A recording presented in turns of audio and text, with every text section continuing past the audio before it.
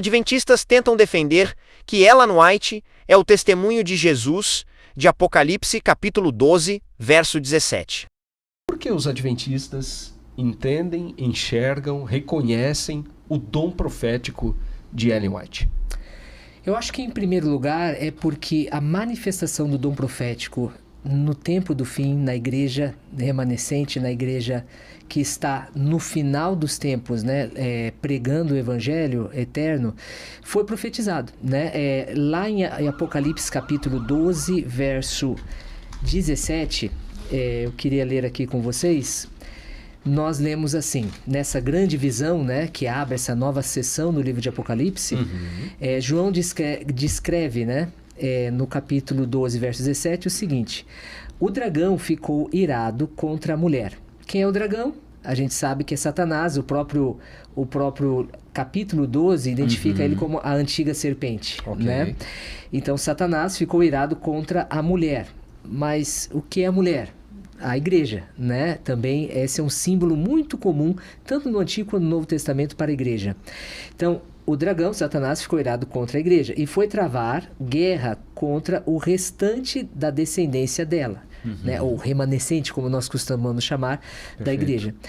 Os que guardam os mandamentos de Deus e têm o testemunho de Jesus. Então, esse remanescente da mulher, eles têm duas características. Eles têm o testemunho de Jesus, eles guardam os mandamentos de Deus e têm o testemunho de Jesus.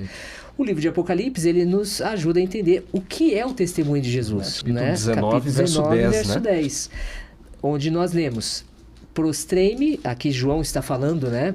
Aqui relatando a sua experiência. Prostrei-me diante de seus pés para adorá-lo. O anjo, porém, me disse: não faça isso. Sou um servo de Deus, assim como são você e os seus irmãos que guardam o testemunho de Jesus. Adorem a Deus, pois o testemunho de Jesus é o espírito de profecias.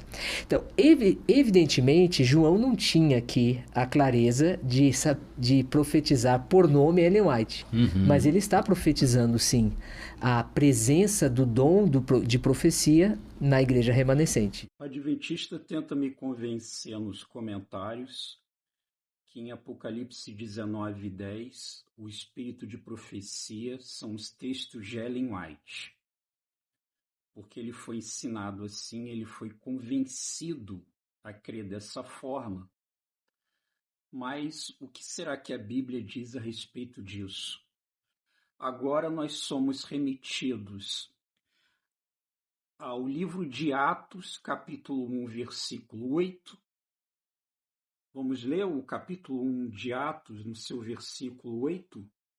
Mas recebereis a virtude do Espírito Santo, que há de vir sobre vós, e ser-me-eis testemunhas, tanto em Jerusalém, como em toda a Judéia e Samaria, e até os confins da terra. Então, quem são as testemunhas? São os apóstolos que receberam a virtude do Espírito Santo que veio sobre eles, e eles foram testemunhas de Jesus, tanto em Jerusalém como em toda a Judéia e Samaria, até os confins da terra. Por que nós temos Jesus como Messias? Por causa do testemunho dos apóstolos. E aonde que estão os testemunhos dos apóstolos? Aonde que chegou a todos os confins do planeta?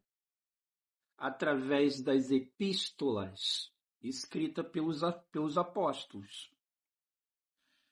Então, nós hoje conhecemos Jesus por causa desses textos, por causa do testemunho dos apóstolos. E como está no versículo 10, o testemunho é o espírito de profecia.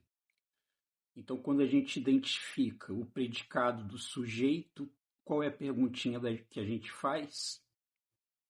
Quem é o espírito de profecia? Não é essa perguntinha que a gente faz? É o testemunho de Jesus.